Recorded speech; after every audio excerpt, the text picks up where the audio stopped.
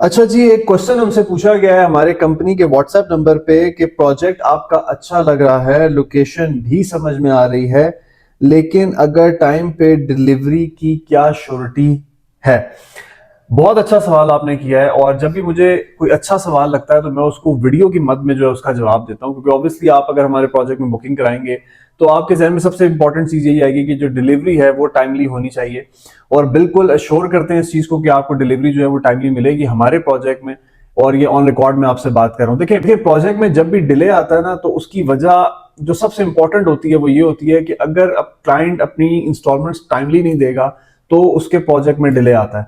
लेकिन अगर वो अपनी इंस्टॉलमेंट्स टाइमली दे रहा है और फिर भी बिल्डर की तरफ से उसके प्रोजेक्ट में डिले आ रहा है, तो बिल्डर इज रिस्पॉन्सिबल। फिर बिल्डर की क्रेडिबिलिटी में कहीं ना कहीं फर्क है।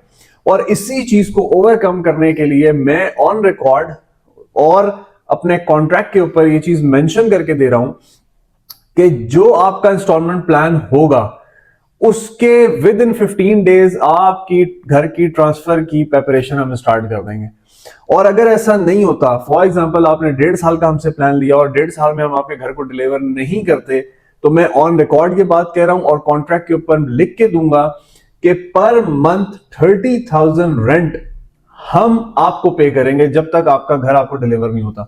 ऑल दो इसमें 0% चांस है कि हम टाइमली डिलीवर ना करें, हम आपको टाइम से पहले डिलीवर करेंगे। ये मेरा ऑन रिकॉर्ड आपसे वादा है, और यही चीज आप मुझे अश्योर करेंगे। अगर आपकी इंस्टॉलमेंट्स लेट हुई तो फिर आपके ऊपर भी पेनल्टी होगी। ये दोनों चीजें हम कॉन्ट्रैक्ट के अंदर मेंशन करेंगे।